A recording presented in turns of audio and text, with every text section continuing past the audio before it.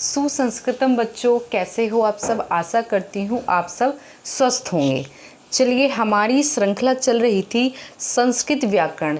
UP TGT के लिए जो पुस्तक लगी हुई है व्याकरण हमारे सिलेबस में, बाबूराम सक्सेना संस्कृत व्याकरण प्रवेशिका, बहुत ही सरल पुस्तक है। उसके सूत्र तो हम सब पढ़ेंगे ही, लेकिन उसके साथ साथ जो हमें और इम्पोर्टेंट सूत्र पढ़ने चाहिए, जो हमारे उसके अलावा भी पूछे जाते हैं बाबूराम सक्सेना वाली पुस्तक के अलावा, तो हम उन सूत्रों को भी देखते चलेंगे। ये जो मैंने संस्कृत व्याकरण सूत्र व्याख्या वाली क्लास स्टार्ट की है, जो कड़ी है मैंने चलाई है, शुरू की है, उसको धीरे धीरे हम ऐसे ही बढ़ाते चलेंगे।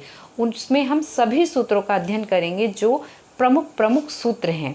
बाबूराम सक्सेना के अलावा भी उससे ज़्यादा सूत्र पढ़ने की हम कोशिश करेंगे। चलिए, इससे पहले वाली 3 से 4 वीडियो बन चुकी हैं, आप वो वाली वीडियो भी जाकर के देखिए। उनको यूपी टीजीटी के नाम से ही आपको यूट्यूब पर मिल जाएंगी। अगर आपने मेरे चैनल का सब्सक्रिप्शन ले रखा है, सब्सक्राइब कर रखा है, तो आपको आराम से मिल जाएंगी पिछली वीडियो भी और आने वाली सभी वीडियो। जैसे ही मैं अपलोड करूँगी आपको नोटिफिकेशन मिल जाएगा। वीडियो पसंद आए तो लाइक करना और चैनल को सब्सक्राइब करना। चलिए, हम वीडियो को स्टार्ट करते हैं। पहला सूत्र लिया है मैंने आज, आदर्शनम लोपः। आदर्शनम लोपः जो सूत्र है वो हमारे व्याकरण शास्त्र में एक लोप संज्ञा करने वाला अकेला सूत्र है। लोप करने वाले सूत्र तो और भी हैं, लेकिन संज्ञा करने वाला सूत्र, लोप संज्ञा करने वाला सूत्र केवल और केवल एक ही है। जब आपसे पूछा जाए कि लोप करने वाला सूत्र बताइए, तो तस्यः लोपः, वो भी लोप करेगा। किंतु जो लोप संज्ञक सूत्र अगर आपसे पूछा जाता है, तो लोप संज्ञा सूत्र हमारा हो जाएगा आदर्शनम लोपः। आदर्शनम लोपः कैसा सूत्र है? संज्ञा सूत्र है। चलिए, इसको देख लेते हैं। आदर्शनम में कौन सी विभक्ति है? प्रथमा। विभक्ति कौन सी है इसमें? प्रथमा। लोपः में भी प्रथमा है। पद कितने हो गए हमारे? 2। पद कितने हुए यहाँ पर? 2। अब इसे हम पहचानेंगे कैसे? आदर्शनम का मतलब है दिखाई ना देना, लेकिन वर्ण हमें दिखाई ना दें, किंतु दिखाई देने के साथ साथ हम उसका उच्चारण भी ना करें। वर्ण उच्चारण करने का विषय है, देखने का नहीं। यहाँ आदर्शनम लोपः का जो हम अर्थ लेंगे, दिखाई नहीं देगा तो हम उसका उच्चारण भी नहीं करेंगे, दिखाई देगा तो उच्चारण भी करेंगे। मेन जो इस शब्द का अर्थ अगर हम लेंगे, अगर हमसे 2 ऑप्शन या 4 ऑप्शन में आए कि आदर्शनम का मतलब क्या है, वर्ण देखने का विषय तो है नहीं है, वर्ण उच्चारण का विषय है, सुनने का विषय है, तो आदर्शनम का जो सही अर्थ लेंगे हम वो लेंगे अश्रवण, सुनाई ना दे, सुनाई ना दे। दिखाई देने के साथ साथ जो वर्ण हमें सुनाई भी ना दे। तो अगर अलग अलग ऑप्शन में आता है कि सुनाई ना दे या दिखाई ना दे, तो हमारा ऑप्शन ठीक होगा सुनाई ना दे। जो वर्ण सुनाई ना दे हम उसे कहेंगे अदर्शन। वो अदर्शन है, अदृश्य है, हमें वो दिखाई नहीं दे रहा, लोप हो गया है। अब लोप संज्ञा कैसे होगी? ये केवल बताएगा, ये केवल और केवल ये बताएगा कि यहाँ ये वर्ण लोप संज्ञक है, किंतु लोप कौन सा सूत्र करेगा? लोप हमारा तस्य लोपः ही करेगा। जो लोप करने वाला सूत्र है, लोप विधायक सूत्र हमारा है तस्य लोपः। केवल ये नामकरण करेगा उसका कि ये वर्ण हमारा लोप संज्ञक है।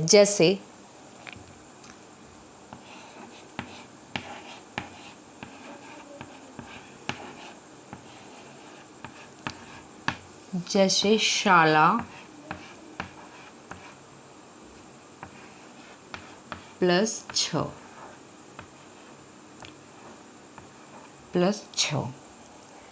इसमें आ है और पर में छ है। अब हम जब इसको लिखेंगे ऐसे तो लिखेंगे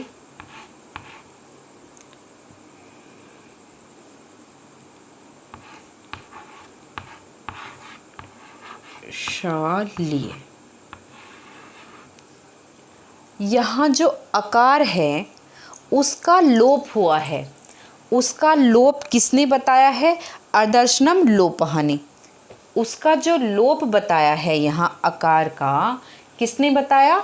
अदर्शनम लोपः ने। किंतु जो लोप किया है वो विधायक सूत्र ने किया है, जो हमारा तस्य लोपः है। किंतु यहाँ जो नाम हुआ, जो लोप संज्ञक नाम रखा गया, वो किसने रखा? वो रखा अदर्शनम लोपः ने। तो ये कैसा सूत्र है? ये संज्ञा सूत्र है। लोप संज्ञा करने वाला सूत्र एक ही है। ये चीज़ आपको ध्यान रखनी है, ये आपको अपने माइंड में बिठा लेना है। क्वेश्चन को अच्छे से पढ़ना है कि लोप विधायक सूत्र पूछा गया है हमसे या लोप संज्ञा सूत्र पूछा गया है। अगर लोप संज्ञा सूत्र है तो केवल अदर्शनम लोपः ही होगा, और लोप विधायक सूत्र है तो और भी हो सकते हैं, ठीक है। किंतु अदर्शनम लोपः हमारा लोप संज्ञा करने वाला अकेला सूत्र है, ठीक है। अदर्शनम प्रथमा विभक्ति में है। अदर्शनम का जो मतलब है, जो अर्थ है, सुनाई ना देना, जो वर्ण सुनाई ना दे, ठीक। लोपः प्रथमा में है। पद इसमें दो हैं, शाला प्लस छ। शाल्य, यहाँ अकार जो है वो अदर्शनम लोप ने, संज्ञा सूत्र ने बताया कि वो संज्ञा सूत्र है, लोप होगा, उसका लोप होगा। वो लोप संज्ञक वर्ण है। अकार हमारा यहाँ लोप संज्ञक वर्ण है। चलिए, ये सूत्र हमारा कंप्लीट हो गया। इसका अर्थ, इसकी व्याख्या, इसका मतलब और इससे पूछे जाने वाले क्वेश्चन भी मैंने आपको बता दिए हैं। जैसे लोप संज्ञा सूत्र क्या करता है? जो लोप संज्ञा सूत्र है उसका क्या काम है? उसका केवल और केवल काम है लोप संज्ञा वर्ण को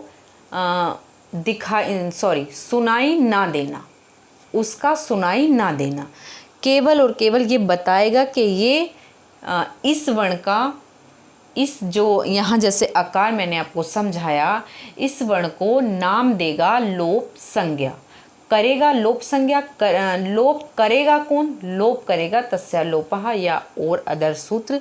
किंतु ये केवल इतना बताएगा कि ये लोप संज्ञक वर्ण है, ठीक है। ये उसका नामकरण करेगा, ये नामकरण करेगा, कार्य तो दूसरा सूत्र करेगा, ठीक है। अब मैं आशा करती हूँ आपसे कि अदर्शनम लोपः संज्ञा सूत्र आपको समझ आ गया होगा। चलिए देखते हैं हम अगला सूत्र। अगला सूत्र है हमारा दूसरे नंबर का, उपदेशे अज अनुनासिक इत। अब जो हम सूत्र पढ़ेंगे वो पढ़ेंगे हम इत संज्ञा करने वाले सूत्र। 5-6 हैं हमारे इत संज्ञक सूत्र, आज हम उनको पढ़ेंगे। स्वरों की, उपदेशे अज अनुनासिक इत। उपदेश अवस्था में जो अनुनासिक वर्ण स्वर वर्ण हैं उनकी इत संज्ञा कौन से सूत्र से होगी? उपदेशे अज अनुनासिक इत सूत्र से। उपदेशे में हमारी सप्तमी विभक्ति है। कौन सी विभक्ति है? सप्तमी। सप्तमी। अच,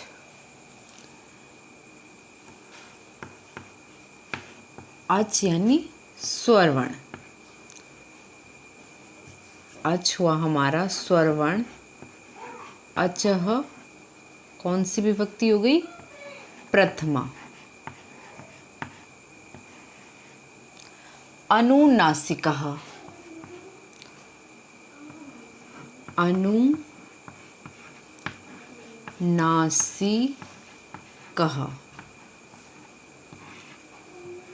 अच अच यानी स्वर जो अनुनासिक स्वर हैं उनकी संज्ञा कौन करेगा? उपदेशे अच अनुनासिक।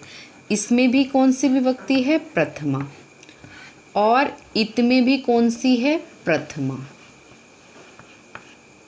इतः में भी कौन सी विभक्ति है? प्रथमा। 1 2 3 और 4 पद कितने हो गए इस सूत्र में हमारे? 4। कितने पद हैं? 4। उपदेशे अच अनुनासिकः इत। ठीक है, सप्तमी, प्रथमा, प्रथमा और प्रथमा पद हमारे 4 हो गए। अब उपदेश अवस्था में इसका जो मतलब है कि उपदेश अवस्था में जो पाणिनि ने जैसे लिखे हैं उसी अवस्था में अगर अनुनासिक वर्ण आते हैं, जो स्वर वर्ण हैं, उपदेश अवस्था में जो भी स्वर वर्ण होंगे उनको पाणिनि ने कहा कि उनकी जो इत संज्ञा करने वाला सूत्र होगा वो एक ही होगा, उपदेशे अज अनुनासिकः इत। सूत्र कैसा है? इत संज्ञक। क्या करता है? इत संज्ञा करता है। पद कितने हैं इसमें? 4। अब देख लेते हैं, जैसे कुछ धातुएं हैं,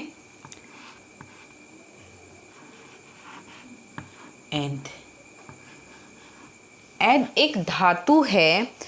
इस धातु में जो ध में अनुनासिक अ है, इसमें जो ये अनुनासिक आकार है उसकी जो इत संज्ञा होगी, इसके आकार की जो इत संज्ञा करने वाला सूत्र होगा वो एक ही सूत्र है, उपदेशे अज अनुनासिक। आकार इत संज्ञक है और किस सूत्र से है? सूत्र है हमारा उपदेशे अज अनुनासिक।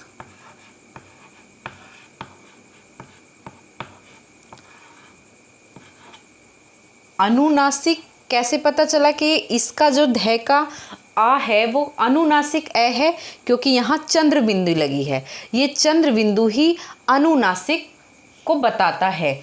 और ये जो धातु है ये उपदेश में है।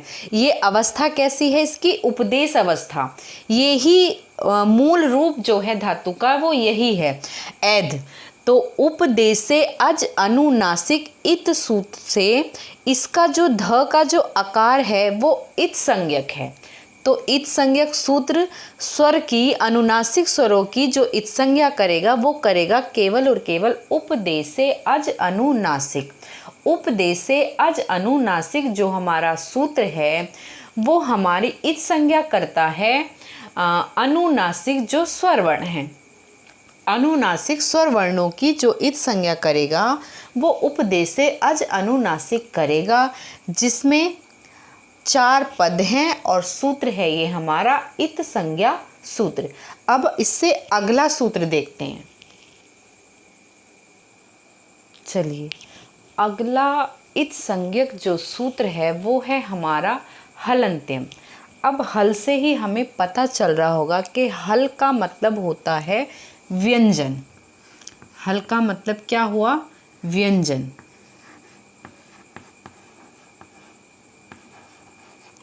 व्यंजन यानी व्यंजन वर्ण। अंत्यम, हल और अंत्यम।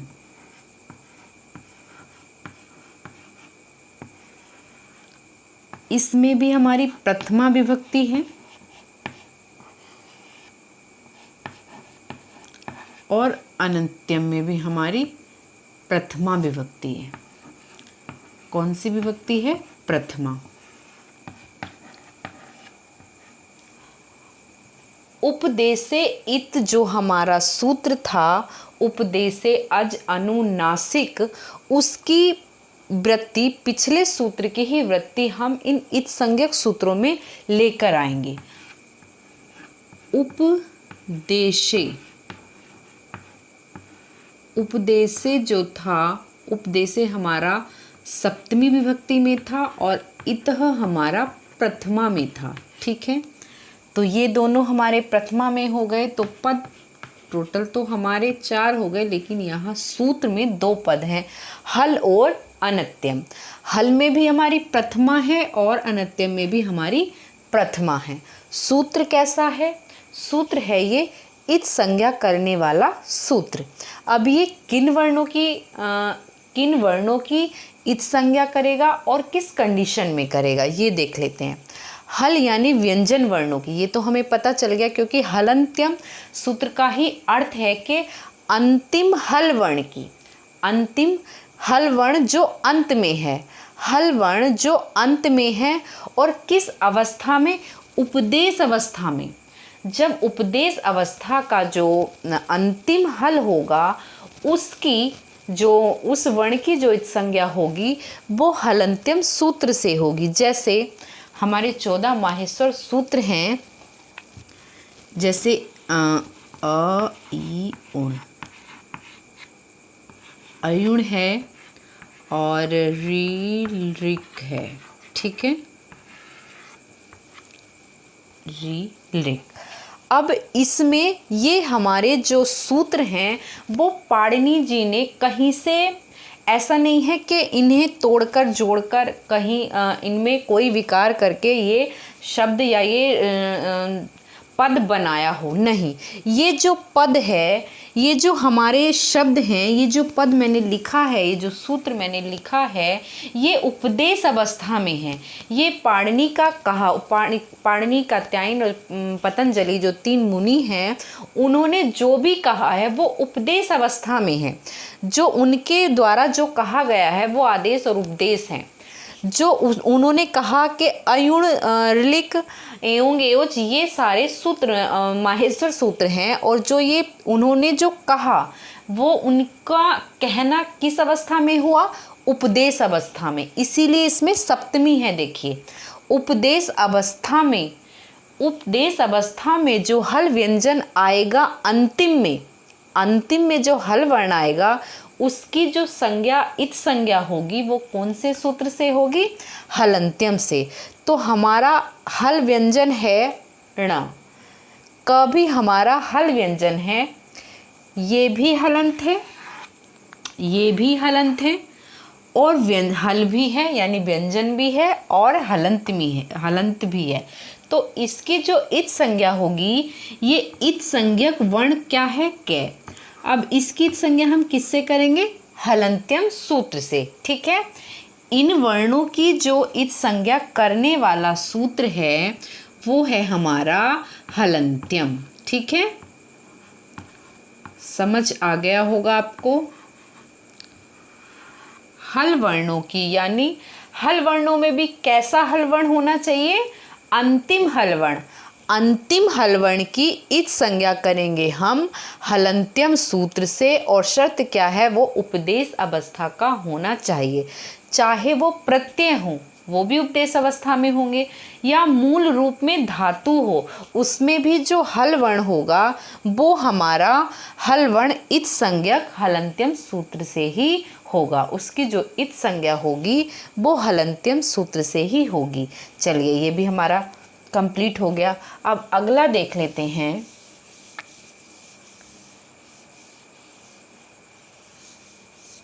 अब हमारा चौथा नंबर है इच संज्ञक सूत्र का। अब अगला सूत्र है हमारा चौथे नंबर का आदिम टुडवह। आदिम टुडवह जो सूत्र है, आदि यानी पहले, आदि यानी आरंभ में। आदि का मतलब है प्रारंभ में। आदि का क्या मतलब हुआ? प्रारंभ में। आदि, आदि कौन सी विभक्ति हो गई? प्रथमा।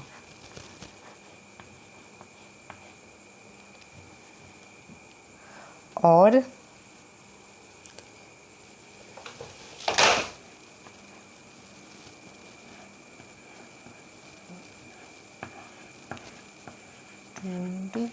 वह, इसमें भी कौन सी होगी विभक्ति? प्रथमा।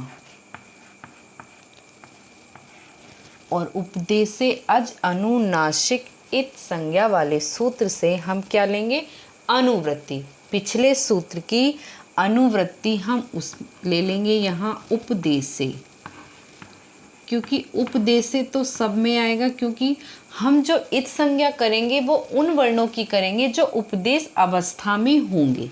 ठीक है, जो उपदेश अवस्था में होंगे उन्हीं वर्णों की हम इत संज्ञा करेंगे। ठीक, ये भी प्रथमा में है और ये भी प्रथमा में है। पद इस सूत्र में 2 हैं।